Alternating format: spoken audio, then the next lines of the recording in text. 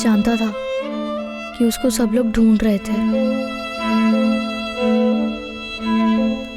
तब मुझे पता नहीं था कि मैं क्या करूं। तब भी मैं उतना ही डरा हुआ था जितना कि अब।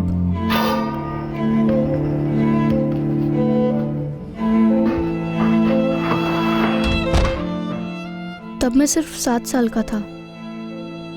7 साल मुझे ठीक से याद है, क्योंकि उस घर में आखिरी बार मेरा बर्थडे केक कटा था।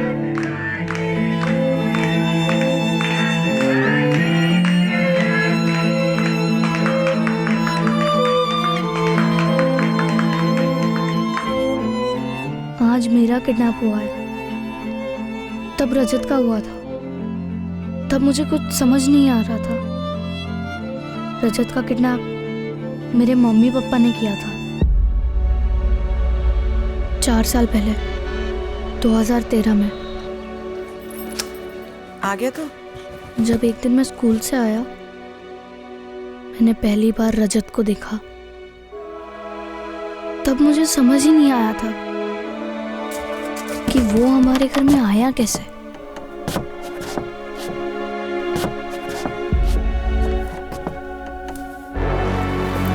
मम्मी! मम्मी! मम्मी! मम्मी! हमारे बेड के नीचे एक लड़का है। पता है मुझे लकी बेटा। पता है? वो कौन है मम्मी? तू ऐसा कर, उधर देखी मत। तू ऐसे सोच कि जैसे बेड के नीचे कोई नहीं है। मैं ऐसा क्यों सोचूं मम्मी? क्योंकि मैं कह रही हूँ। लेकिन मम्मी, वो रो रहा है, उसे बांधा क्यों है? कि उधर मत देख, मत सोच कुछ भी। तेरे पापा उसको लेकर के आए हैं। पापा? पापा क्यों लाए हैं उसे? है एक काम, जब काम पूरा हो जाएगा तो उसे वापस छोड़ देंगे, लेकिन तब तक उसके बारे में कोई बात मत कर। तू बस ऐसे सोच जैसे बेड के नीचे कोई है ही नहीं।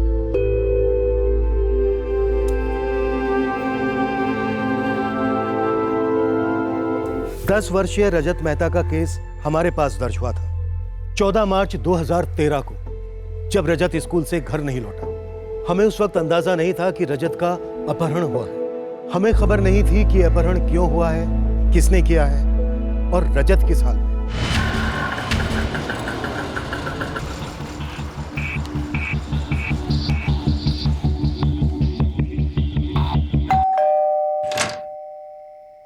मेरे बेटे का कुछ पता चला सर? हमने रजत के स्कूल में भी पूछताछ की। स्कूल से घर वो जिस रास्ते से आता जाता है वहां पर भी, लेकिन कुछ पता नहीं चला। लेकिन रजत हमेशा स्कूल से सीधा ही घर आता है और कहीं नहीं जाता। बस शाम को कॉलोनी के बच्चों के साथ खेलने जाता है। और ऐसे कैसे रजत कहीं जा सकता है? स्कूल से तो अपने दोस्तों के साथ ही निकलता है वो। लेकिन एक पॉइंट है जहाँ से रजत के बाकी दोस्त दूसरे रास्ते से निकल जाते हैं और रजत यहाँ अपने घर आता है अकेले। हमने उस रास्ते पे भी पूछताछ की, पर किसी ने भी ऐसा कुछ नहीं देखा कि किसी ने उसे जबरदस्ती उठाया हो। दिन दहाड़े बच्चे को उठाना कोई हलवा पूरी तो है नहीं। बच्चा चीखता चिल्लाता, कोई ना कोई देखता जरूर। स्कूल से घर के रास्ते पर जहाँ से रजत अकेला जाता है, वहाँ कोई सुनसान इलाका पड़ता है? नहीं साहब, और वैसे भी दिन में तो हर जगह लोग होते हैं। रजत को अगर किसी ने उठाया है तो कोई ना कोई जान पहचान का ही होगा। हमने अपने सारे दोस्तों और रिश्तेदारों को फोन करके पता किया, रजत कहीं भी नहीं गया। और ऐसे वो स्कूल से सीधा कहीं जाता भी नहीं है बिना घर आए। मैडम, रजत के सारे दोस्त घर पहुंच गए? हाँ निर्मला, सारे के सारे। तो कहीं कोई एक्सीडेंट तो? नहीं, हमने इस बारे में भी पूछताछ की। तो फिर कहाँ गायब हो गया हमारा रजत? भावेश, अगर रजत को अगवा किया गया है तो किसी जान पहचान वाले ने किया होगा। किसी करीबी दोस्त या रिश्तेदार पर शक है तुम्हें? कोई लड़ाई झगड़ा, पैसों के लेन देन को लेकर कोई गड़बड़, कोई है ऐसा जो ऐसा कर सकता है? समझ में नहीं आता कौन कर सकता है ऐसा। रेखा, मैं आता हूँ थोड़ी देर में। लकी, चल सो जा। मैं उस बेड पर नहीं सो सकता मम्मी। तू ऐसा सोच कि बेड के नीचे कोई है ही नहीं, ठीक है? रोज की तरह जा और बिस्तर पर सो जा।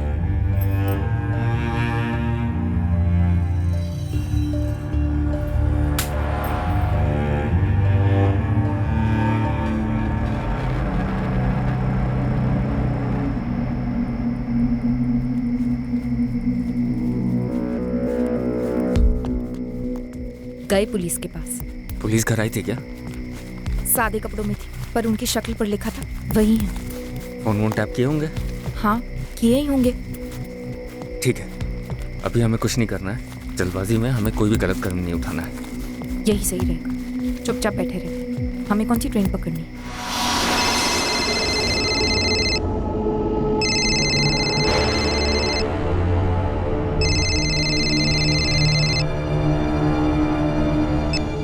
हेलो, भावेश मेहता, कौन बोल रहा है?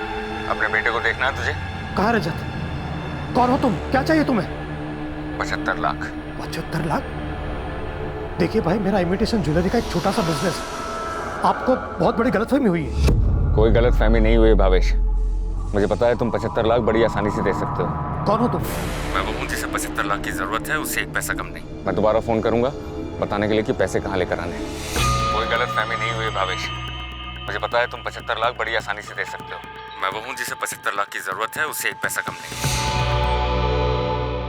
मैं इस आवाज को नहीं पहचानता सर। उसने तुम्हारा नाम लिया। उसने कहा कि 75 लाख रुपए तुम आराम से दे सकते हो। उसने ये भी कहा कि उसे पैसों की जरूरत है।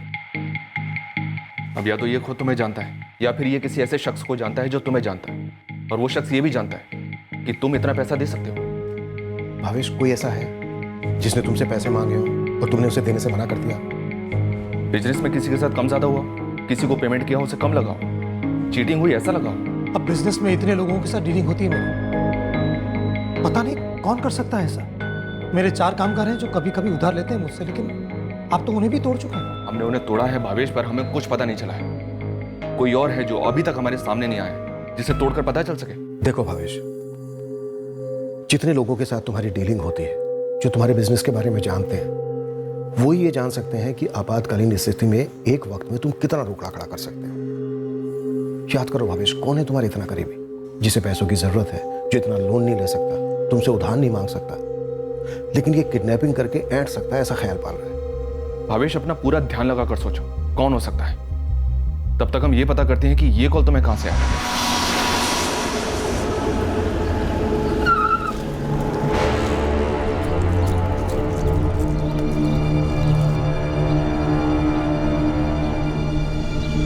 सर, वो कॉल आउट ऑफ सूरत से थी, पर लोकेशन एकदम सुनसान जगह थी। जगह बहुत सोच समझ कर चुनी गई थी सर। और नंबर किसके नाम पर रजिस्टर्ड है? कोई प्रहलाद पटेल है भरूच से। सब मैं वहीं जा रही हूँ। भरूच का नंबर और कॉल सूरत से।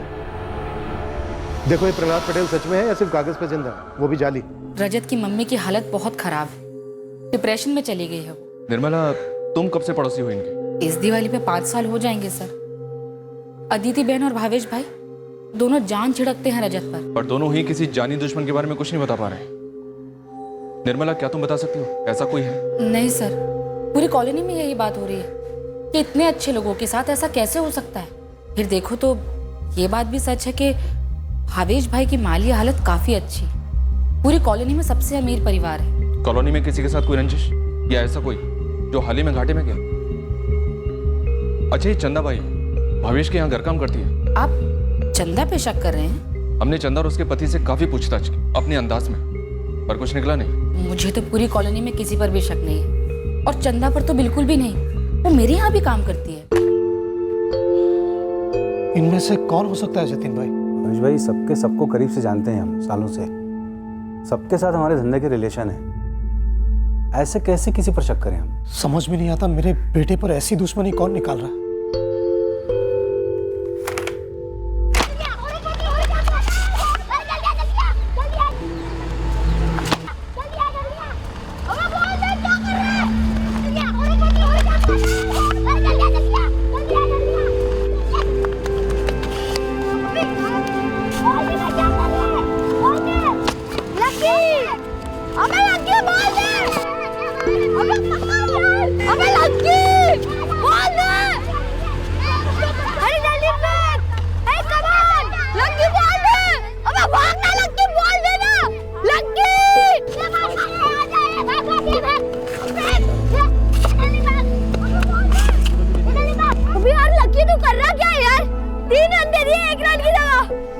अश्विन भाई,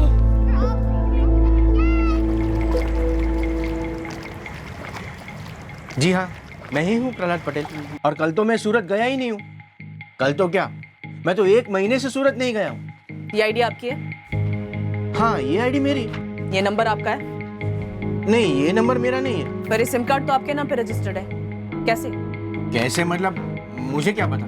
मैडम मेरा नंबर तो 4449087009 है। आप अपने मोबाइल से फोन लगाइए, यहाँ पर ही लगेगा। कल इस नंबर से सूरत में एक फिरौती का कॉल आया है। एक बच्चा अगवा हुआ है। मैडम मेरा यहाँ अच्छा खासा डेयरी का धंधा चल रहा है और आप कहाँ मुझ पर ये किडनैपिंग वगैरह का चार्ज लगा रही हैं? जाहिर सी बात है किसी ने मेरे नाम का गलत इस्तेमाल किया है।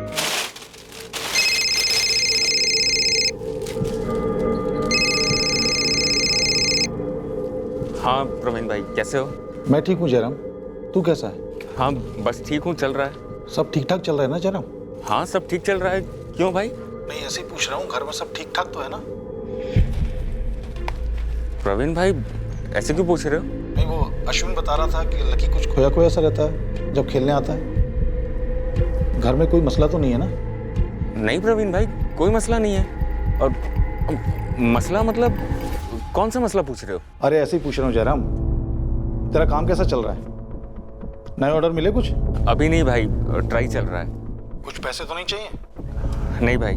देख अगर जरूरत हो तो सामने से बोल देना।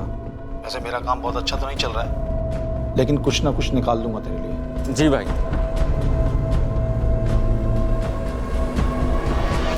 भरूच के इस प्रहलाद पटेल के नाम जो सिम खरीदा गया है, सर उससे सिर्फ एक ही कॉल हुआ इस भावेश को, उसके अलावा कोई कॉल नहीं। इसका मतलब ये सिम सिर्फ इसी कॉल के लिए खरीदा गया था। और सर प्रहलाद पटेल का रजत के पिता भावेश मेहता के साथ कोई रिश्ता नहीं है। 3 दिन पहले 75 लाख मांगे गए, फिर एकदम चुप। उसके बाद अभी तक एक भी कॉल नहीं आया ये बताने के लिए कि पैसे कहाँ डिलीवर करने। क्या ये किडनैपिंग वाकई में पैसों के लिए हुई है? सर दुश्मनी का कोई एंगल उभर कर सामने तो नहीं आ रहा है। भावेश ने जो लिस्ट दी थी उसके बिजनेस के एक एक कॉन्टैक्ट को खंगाला है। बस साहब, जितने भी किडनैपिंग गैंग है इस इलाके में, लगभग सबको तो आप लोग अंदर कर चुके हो। गुरु ये कोई नया गैंग तो नहीं है? वो मेरी गैंग पता लगा लेगी साहब। ये किडनैपिंग पैसों के लिए ना हुई हो, पेशेवरों का काम ना हो। और बच्चा तो अगवा है, फिरौती के लिए कॉल भी आया है। इसका मतलब बच्चा कहीं ना कहीं किसी ना किसी के कब्जे में तो है। कहाँ है पता नहीं, जिंदा है या नहीं पता नहीं। लकी ज्यादा घबरा तो नहीं गया है ना? तुमने समझाया था ना ठीक से उसे? मैं उसे रोज समझाती हूँ कि रोज की तरह पेश है, रोज की तरह पेश है, लेकिन मुझे नहीं पता उसके दिमाग में क्या चल रहा है। आज सुबह उसने ठीक से नाश्ता भी नहीं किया है। नाश्ता नहीं खाएगा ना तो थप्पड़ खाएगा, तो सोच ले। मुझे नहीं खाना है, मुझे घर जाना है। लकी तूने खाया? तो जाना बेटा, देर हो रही होगी स्कूल के लिए। और बाद में मैंने देखा कि प्लेट वैसे की वैसे रखी है। सुनिए ना, आप एक बार लकी से बात कर लीजिए। अगर उसने घबराहट में आकर के किसी को कुछ बोल दिया तो हमारी खैर नहीं है।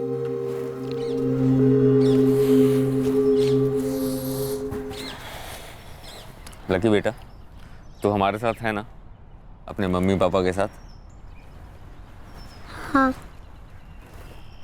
ये ले आइसक्रीम खा, और किसी से कुछ मत कहना। पापा,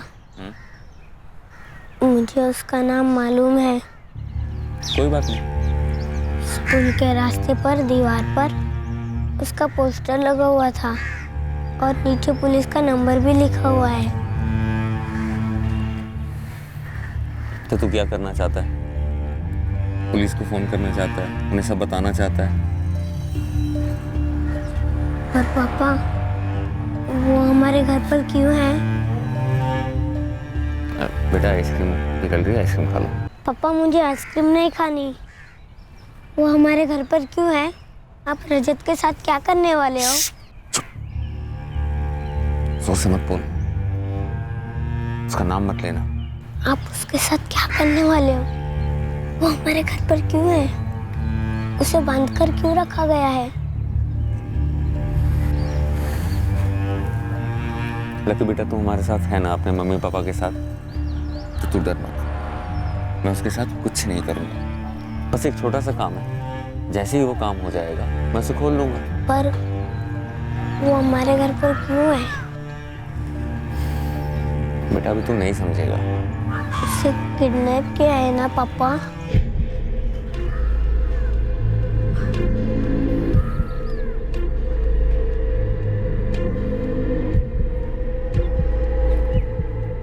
देख, अभी के लिए बस इतना समझ ले कि मैं उसे कुछ नहीं करूंगा, लेकिन तब तक तू चुप रहेगा। अश्विन भाई से, बड़े पापा से कुछ नहीं बोलेगा। स्कूल में भी इसके बारे में किसी से बात नहीं करेगा।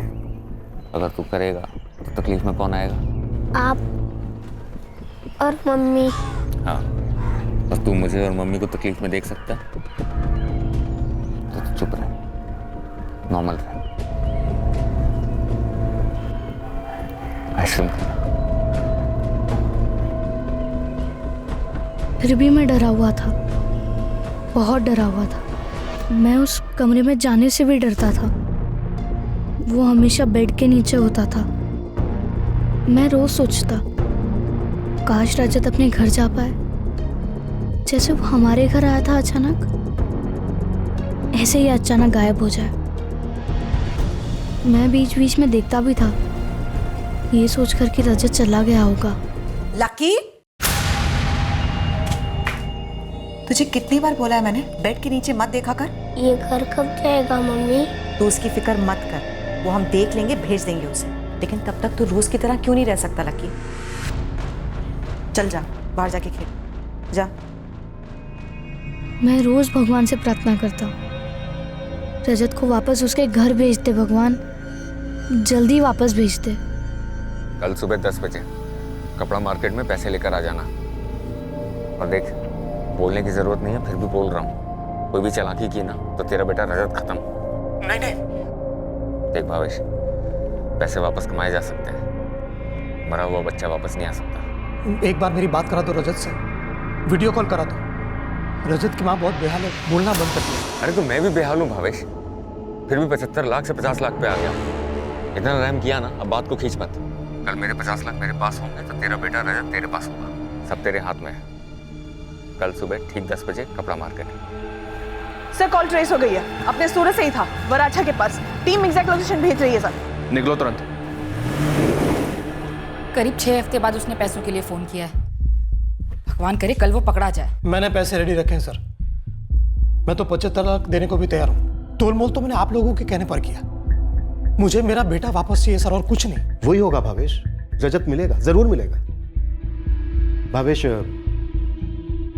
कल हम तुम्हारे साथ नहीं जाएंगे, लेकिन कपड़ा बाजार की भीड़ में हम भी होंगे, तुम पर नजर रखें। उसने कपड़ा बाजार में कोई एग्जैक्ट ठिकाना नहीं बताया, मतलब साफ है वो उस एरिया से अच्छी तरह से वाकिफ है और जरूर तुम्हें पहचानता है। फर्क नहीं पड़ता सर, वो पहचाने ना पहचाने, मुझे मेरा बेटा वापस चाहिए। 6 हफ्ते हो गए सर।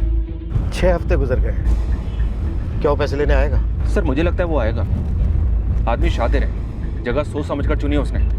ये कपड़ा बाजार पुरानी दुकानों से भरा पड़ा है सर, और ज्यादातर दुकानों पर सीसीटीवी नहीं है। सर किडनैपर ने इतना वक्त जाने दिया शायद ये सोचकर कि इस दौरान पुलिस भी थोड़ी ठंडी पड़ जाएगी। ये गेम क्या है? संदिग्धों की लिस्ट क्यों नहीं है अभी तक हमारे पास? लिस्ट तो छोड़ो, एक भी संदिग्ध नहीं है। कुछ ना कुछ तो छूट रहा है हमसे, कहीं ना कहीं तो चूक रहे हैं। फिर से सुनसान जगह से फोन किया किडनैपर ने। मैं अभी वहीं हूँ। सुन योगेश, बाकी सारे काम एक तरफ करो, इस नंबर की डिटेल निकाल के दे मुझे अभी के अभी। कहीं पुलिस को पता तो नहीं चल गया ना? बात तो करो। हेलो, जयराम परमार। हाँ, आप कौन? दिनेश देसाई बोल रहा हूँ, आपके बड़े भाई परवीन ने मुझे नंबर दिया था। हाँ हाँ, दिनेश भाई, बोलो बोलो। वो क्या है ना कि एक नई दुकान खरीदी है, उसका फर्नीचर बनवाना था, कब मिल सकते हो? दिनेश भाई, आज और कल थोड़ा टाइट है, परसों मिले क्या? कल नहीं मिल सकते? अगर कल मिल लेते तो अच्छा रहता, थोड़ा अर्जेंट है। नहीं दिनेश भाई, परसों ही हो सकता है, कल थोड़ा ज़रूरी काम है। देखो अगर कल टाइम निकाल सकते हो तो कल आ जाओ, वरना परसों, लेकिन परसों पक्का। हाँ हाँ, परसों का एकदम पक्का है। 9:30 बजे सुबह मिलता हूँ मैं परसों। एड्रेस तो बोलो। प्रवीण भाई ने नया काम दिलाया। अभी आप कहाँ काम उठा रहे हो? पहले ये मामला तो निपट जाए। एक तो ये जिद्दी रजत कुछ भी नहीं खा रहा है, इतना कूटने के बाद भी मुंह नहीं खोलता है, और हमारा लकी भी सुन नहीं रहा है, बार बार जाकर के बेड के नीचे झांकता है। मुझे डर लग रहा है कि अगर कुछ बोल दिया उसने, किसी के सामने कुछ उगल दिया तो। उम्मीद करता हूँ कल के बाद रजत को दोबारा नहीं देखना पड़ेगा।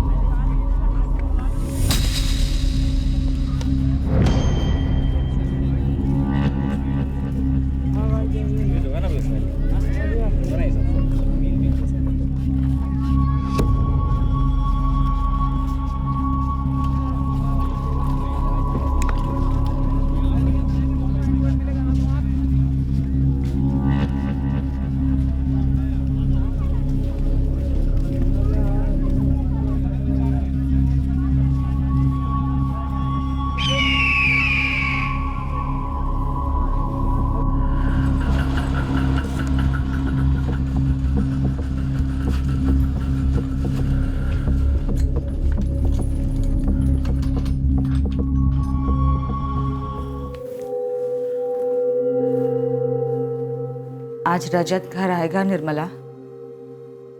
प्रार्थना कर रही हूँ अदिति बहन। और भावेश भाई गए हैं ना पैसे लेकर? देखना ये संकट भी टल जाएगा और अपना रजत बहुत जल्दी घर आ जाएगा।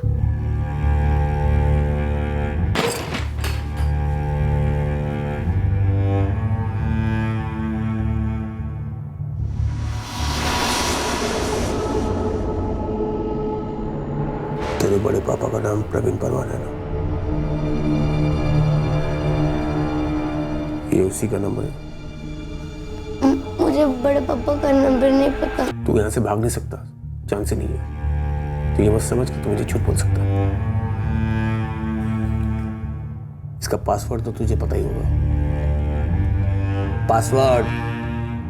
ये लोग मुझे कभी घर जाने नहीं देंगे, रजत की तरह। मुझे उस दिन कहा गया था कि रजत अपने घर जा रहा है, लेकिन वो अब भी वहीं पर था। तुमने तो कहा था कि रजत आज अपने घर जाने वाला है, पर वो तो वहीं पर है।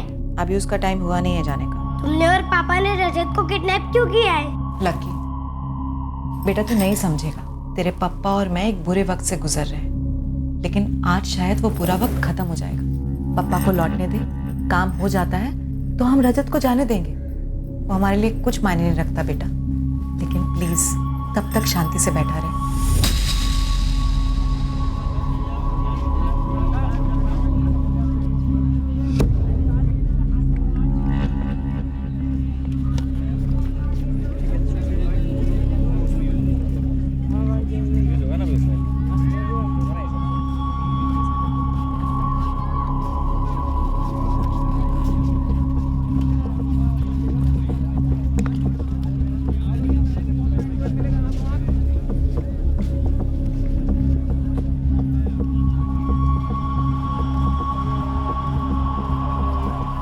सर, पराग और जिग्नेश को भेजा है, अभी घूम रहे हो उधर। अभी तक कोई स्पॉटिंग नहीं? अभी तक कोई स्पॉटिंग नहीं। टारगेट के पास से तो कोई नहीं गुजरा है। 5:30 हो चुके हैं, लगता है कोई नहीं आने वाला।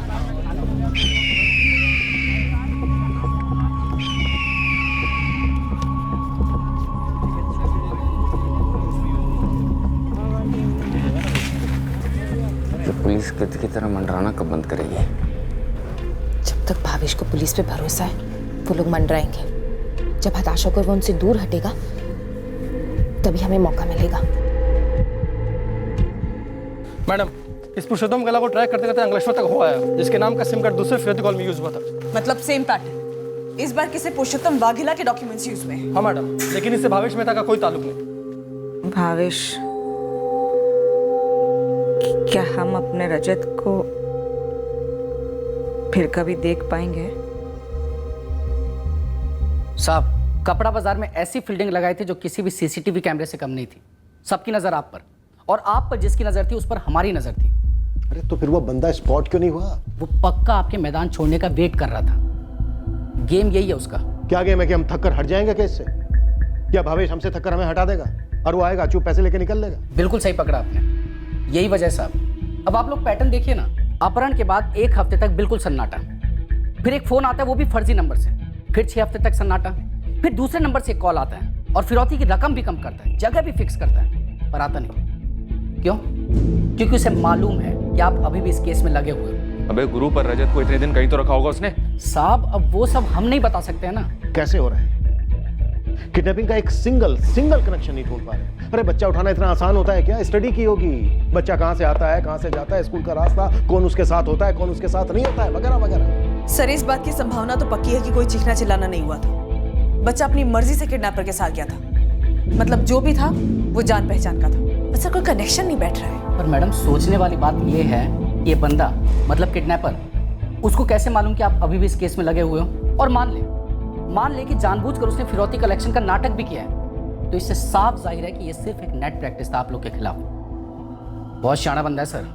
अच्छा भावेश भाई, मैं चलता हूँ।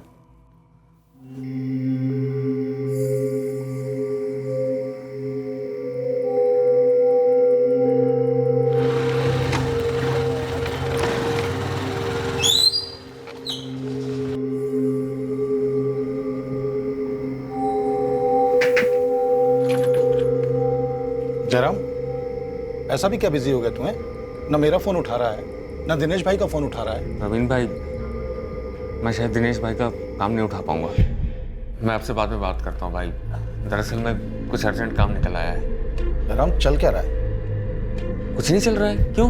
नहीं, तू इतना हड़बड़ाया हुआ सा है, रेखा इतनी परेशान लग रही है। हो क्या रहा है? नहीं, 8 महीने से तेरे पास एक भी ऑर्डर नहीं आया। मैंने एक ऑर्डर भेजा इतनी बड़ी कंपनी का, लेकिन भाई साहब के पास टाइम ही नहीं है काम करने का।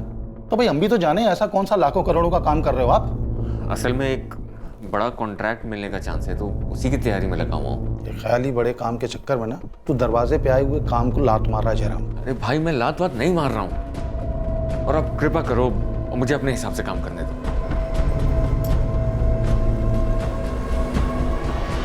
10 साल पहले जब ममता ने तुझे छोड़ा था और तेरे ऊपर दहेज का केस ठोका था और मुझे भी साथ में घसीटा था, तो कितनी मुश्किल से मैंने खुद को और तुझे उसमें से निकाला था। गड़े मुर्दे क्यों उखाड़ रहे हो भाई? एक मुर्दे से सीख नहीं मिलती ना, तो बहुत सारे मुर्दे छाती पे बैठ जाते हैं आके। तो घर पे ख्याली पुलाव बनाने से बेहतर है कि 2 वक्त की रोटी कमाओ ईमानदारी से। ऐसे छोटे काम छोड़ने से बड़े काम नहीं आने वाले। सपने रात को देखा करो सोते वक्त, दिन में करो काम, ठोस काम। मैं आपकी बात समझ रहा हूँ भाई। मैं सोचता हूँ बस मुझे थोड़ा समय चाहिए। कब तक जयराम, कब तक? जब तक पुलिस नहीं हटेगी तब तक। उससे पहले कुछ नहीं कर सकते। रेखा, इतनी बारीकी से प्लान किया है और सब कुछ ठीक चल रहा था। पुलिस गोंद की तरह चिपकी हुई है, तो क्या कर सकते हैं? तुम्हें अंदाजा है इस लड़के ने तुम्हें, मुझे, लकी को कितनी बार देखा है? मेरी बात मानो, जल्द से जल्द पैसे लो और इसको जाने दो, नहीं तो कहीं हमारे गले का फंदा ना बन जाए। वो तो हमारी किस्मत अच्छी है कि इसके परिवार वालों को हम पर शक नहीं हुआ। भावेश ने तुम्हारी आवाज़ नहीं पहचानी, लेकिन किस्मत को ज़्यादा आजमाना नहीं चाहिए। भावेश कदम साए की तरह तुम्हारे आगे और पीछे खड़े, ये पता करने की कौन तुम्हारा पीछा कर रहा है और कौन तुम पर नजर रख रहा है। और किडनैपर शायद यही चाहता है कि तुम थक जाओ हमसे, हमारे बगैर उसके साथ सौदा करो और पैसा दे दो। शायद किडनैपर कल इसलिए नहीं आया कि वो जानता था कि हम तुम्हारे आसपास हैं। जतिन भी ये कह रहा था। जतिन तुम्हारा मैनेजर, और क्या कह रहा था? यही सलाह दे रहा था कि पुलिस को शामिल मत करो इसमें, चुपचाप पैसे दे दो और रजत को ले आओ। पूरे 50 लाख है ना जतिन भाई? पूरे 50 लाख हैं। भावेश भाई, आप पुलिस को साथ लेके जाने वाले हो? हाँ, वो मेरे साथ रहेगी, लेकिन थोड़ा दूर रहेगी। क्यों? देखिए, ये जो भी कमीना है, ये हमारे रजत को जो उठा के लेके गया, वो साला जानता होगा कि आप पुलिस के साथ आने वाले हो। वो इसीलिए अब तक नचाते आया है। मेरा दिल ये कहता है कि अगर आप पुलिस को साथ लेके गए तो वो शायद पैसे लेने आएगा भी नहीं। लेकिन जतिन भाई, अगर पुलिस नहीं आई और वो बंदा पैसे लेकर गया और रजत को भी नहीं लौटाया तो? सामने वालों को पैसा चाहिए भावेश भाई, रजत नहीं। बस दिल मजबूत करो, बिना पुलिस के जाओ, पैसा दो और रजत को वापस लेके आओ। क्यों बोला मैं ऐसा? और क्या बोलता? 6 हफ्ते हो गए हैं, रजत अभी तक घर नहीं लौटा है। भाभी जी की हालत खराब है, भावेश भाई कुछ और सोच नहीं पा रहे हैं। मेरा अपना बच्चा भी होता ना, तब भी मैं यही करता। पर रजत तुम्हारा अपना बच्चा नहीं है जतिन, तुम्हारे मालिक भावेश का बेटा है। वैसे रजत को तुम बचपन से जानते हो, तुम्हारे सामने बड़ा हुआ है। वो तुम्हारे साथ आसानी से कहीं भी आ जा सकता है। रजत को अगवा हुए 6 हफ्ते हो चुके हैं, आप अभी तक 6 कदम भी आगे नहीं बढ़ पाए हो। हाँ या ना? रजत कहाँ है जतिन? इंस्पेक्टर साहब, किडनैपर कहाँ है? आप अभी तक उस तक पहुंच क्यों नहीं पाए हो? मैं बताऊं? क्योंकि वो आपसे 6 कदम आगे है, और क्योंकि आप उससे कदम नहीं मिला पा रहे हो, आप मेरा गला पकड़ रहे हो। हम सिर्फ गला पकड़ते नहीं हैं जतिन, गले में हाथ डालकर सच भी निकलवाते हैं। लेकिन इस वक्त आप जो भी निकलवा रहे हो ना, वो केवल और केवल झूठ है। इंस्पेक्टर साहब, आप कीजिए ना मेरे साथ, जो भी करना है आपको कीजिए। 8 साल से वफादारी से काम किया है मैंने भावेश भाई के लिए। 2 साल का था ये रजत, तब से गोद में खिलाया मैंने उसको, और मेरी आमदनी अच्छी है। और ना भी होती ना तो मैं इतना बुद्धू नहीं हूं कि जुर्म का रास्ता अपनाऊं। और अगर मुझे जुर्म का रास्ता अपनाना ही होता तो चुन चुन के मैं भावेश भाई का बेटा नहीं चुनता, जहां पर शक मुझ पे ही हो सकता है। शक तो बहुत पहले हो चुका है जतिन, अब तो बस शक को यकीन में बदलना है। मुझे सिर्फ इस बात का यकीन है कि बस आप हट जाइए सामने से, फिर वो बंदा सामने आएगा और पैसे लेकर रजत को लौटा देगा। उसके बाद आप टूट पड़िए ना उस पर, जहन्नुम से भी ढूंढ निकालिए उसको। लेकिन इस वक्त अपनी नाकामी छुपाने के लिए आप उस बेचारे बच्चे की जान को जोखिम में मत डालिए। भावेश के मैनेजर जतिन परीख को हमने खूब खंगाला, पर उसके खिलाफ कुछ भी संदेहजनक नहीं मिला। हमने भावेश के घर से पहरा और नजर हटाने का नाटक रचा, ताकि अपहरणकर्ता गुमराह हो जाए कि हम वाकई में वहां नहीं हैं। पर भावेश का फोन लंबे अरसे तक बजा ही नहीं। हमें इस केस में एक भी सुराग हाथ नहीं लग रहा था, पर हमसे भी कुछ गलतियां हुई थी, कुछ गंभीर गलतियां। यह कहना गलत नहीं होगा कि कुछ जाहिर से सुराग हमसे अनदेखे हुए थे। हमने हमारे काम को अपना 100% नहीं दिया था। अब रजत के अपहरण को 3 महीने हो गए थे। हम तो भावेश के घर से हट गए थे, पर घर के सारे फोन्स की टैपिंग चालू रखी थी और आखिरकार भावेश का फोन फिर बजा। हेलो। इस बार पुलिस के पास गए ना तो रजत सीधा ऊपर, समझे? नहीं, मैं वादा करता हूँ मैं पुलिस के पास नहीं जाऊंगा, बिल्कुल नहीं जाऊंगा। कब से तुम्हारे पैसे रेडी रखे हुए, तुम जब कहो जहां कहो आकर दे जाऊंगा, लेकिन मेरा रजत मुझे लौटा दो। तो कल सुबह 11 बजे जीवा भाई रोड आना, वहाँ आके पहला राइट लेना और वहीं इंतजार करना। और भावेश, सिर्फ तुम अकेले और कोई नहीं। अगर तुम अकेले दिखे तो हम आकर पैसे लेंगे और फिर रजत तुम्हारे पास होगा। वादा करता हूँ सिर्फ मैं आऊंगा, सिर्फ मैं। सर भावेश को फिर से फिरौती कॉल आई थी। सर्विलेंस टीम ने हमें रिकॉर्डिंग भेजी है, लेकिन सर इस भावेश ने पर्सनली आके हमें नहीं बताया। ये फिरौती का कॉल किस नंबर से आया है? सर उसी नंबर से जो पिछली बार यूज किया गया था, पुरुषोत्तम वाघेला का। और इस बार किडनैपर्स ने लोकेशन भी दी है डिलीवरी की, कल 11 बजे। मैंने आपको इसलिए नहीं बताया क्योंकि मुझे वाकई उनको पैसे देने हैं और मेरे रजत को घर लाना है। मुझे नहीं जानना सर वो किडनैपर कौन है, क्यों किया उसने ऐसा। मुझे बस मेरा बेटा वापस चाहिए। जैसे तुम्हारी मर्जी। हम किस मुंह से बोलें कि हम पे भरोसा रखो? जो तुम्हें ठीक लगे वही करो। इस बार हम बीच में नहीं आएंगे। पैसे दो और अपने बेटे रजत को घर वापस ले आओ। अदिति, इस बार रजत घर आएगा, मैं उसे लाऊंगा। इस बार पुलिस नहीं होगी। मतलब हमारा इंतजार रंग लाया? रेखा को पता है ना आगे के प्लान के बारे में? नहीं, आज रात को बताऊंगा। उस रात में अचानक डर के मारे उठ गया। तब मेरे मम्मी पापा मेरे पास नहीं थे। मैं सोचने लगा क्या रजत को कहीं ले गए होंगे। मुझे उस कमरे में अकेले में डर लग रहा था।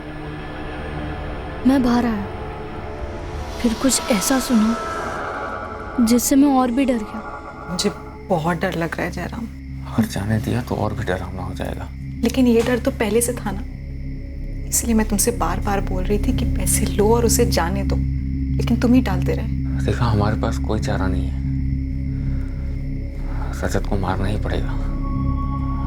वो बहुत बड़ा खतरा बन गया है हमारे लिए। रेखा, बड़ी मुश्किल से इतने पैसे हाथ लग रहे हैं। रजत को छोड़ने की गलती नहीं कर सकते हैं। वो हमें पुलिस के हाथों पकड़वा सकता है। प्रिया आएगी, वो तुम्हारी मदद करेगी, ठीक है? तुम बस दिल पे पत्थर रखो और दोनों मिलकर उसे खत्म कर देना। उसकी बॉडी को सूटकेस में डालना और नदी में फेंक देना।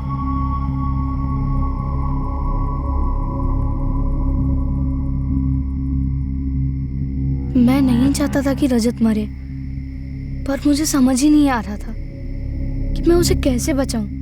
ऐसे कैसे तुम्हारे पेट में अचानक से दर्द होने लगा? मुझे क्या मालूम मम्मी। कोई बात नहीं, मैं दवाई देती हूँ, लेकिन स्कूल जाना ही पड़ेगा। मुझे नहीं जाना, मुझे घर पर रहना है, आराम करना है। नहीं, स्कूल जाना ही होगा। तुम वापस आओ, मैं डॉक्टर के पास लेकर के जाऊंगी। तो अभी ले चलो ना डॉक्टर के पास। लकी, सर मत खा, ऐसा भी कुछ नहीं हुआ है तुझे। चुपचाप बैग ले और स्कूल जा।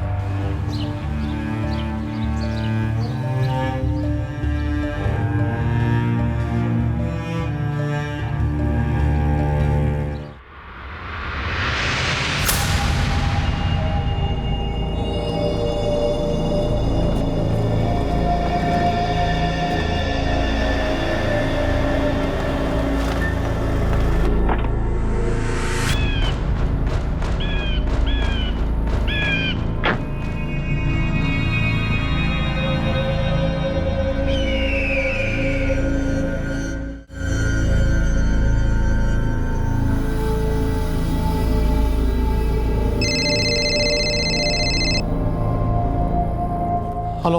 अकेले हो ना भावेश? हाँ, मैं बिल्कुल अकेला हूँ। ठीक है, मेरा आदमी तुम्हारे पास बाइक रोकेगा, तुरंत पैसे उसके हाथ में दे देना। और रजत? जैसे ही मेरे आदमी के हाथ में पैसे आएंगे, मैं अपनी टीम को फोन कर दूंगा। 10 मिनट में रजत अपने घर पे होगा। ठीक है। भेजो अपने आदमी को, मैं यहीं खड़ा हूँ।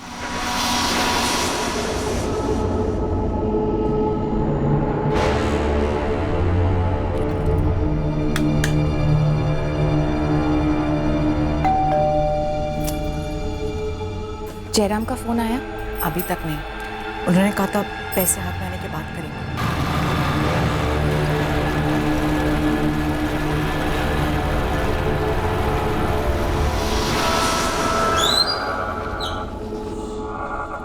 मेरे बच्चे को जल्दी भेजना प्लीज।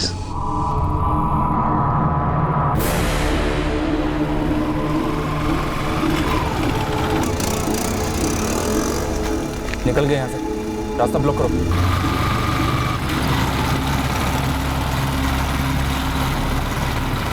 हाँ, रजत घर आया? अभी तक तो नहीं भावेश भाई। वो किडनैपर ने पैसे ले लिए क्या? हाँ, मैंने खुद उसे पैसे दिए। उसने कहा कि रजत को 10 मिनट में घर भेजेगा, तो वो रजत किसी भी मिनट घर पहुंचता होगा। भावेश भाई का फोन था, बोल रहे थे कि रजत किसी भी वक्त घर आ सकता है। अदिति बहन, मैं बाहर खड़ी होती हूँ। हाँ,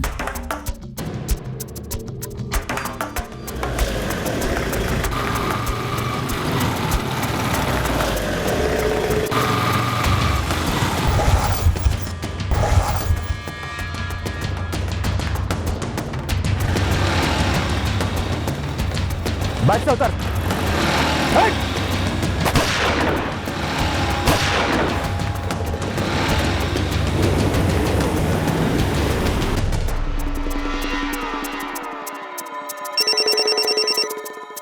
हाँ निर्मला, पैसे हाथ में आ गए। बच्चे को खत्म कर दो।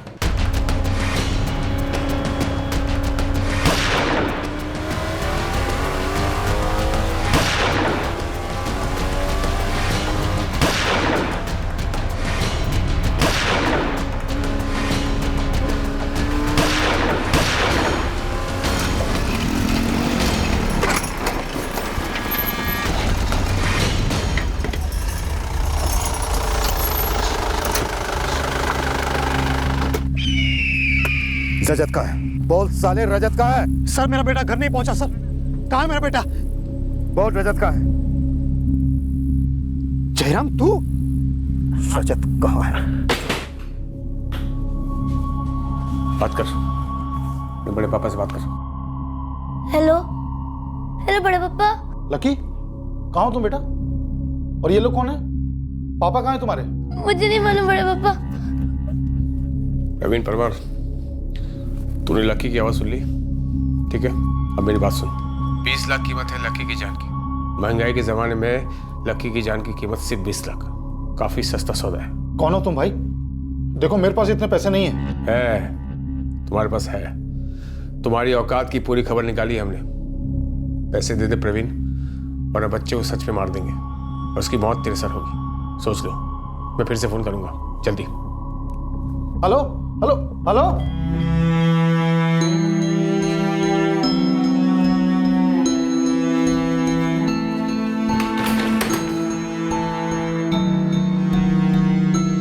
मैं नहीं चाहता था कि रजत को कुछ हो जाए। मैं नहीं चाहता था कि मेरे मम्मी पापा रजत को मार डालें।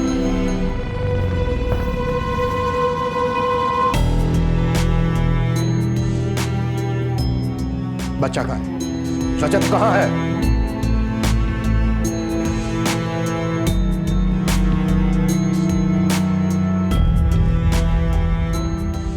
अब मैं रजत की जगह पे हूँ।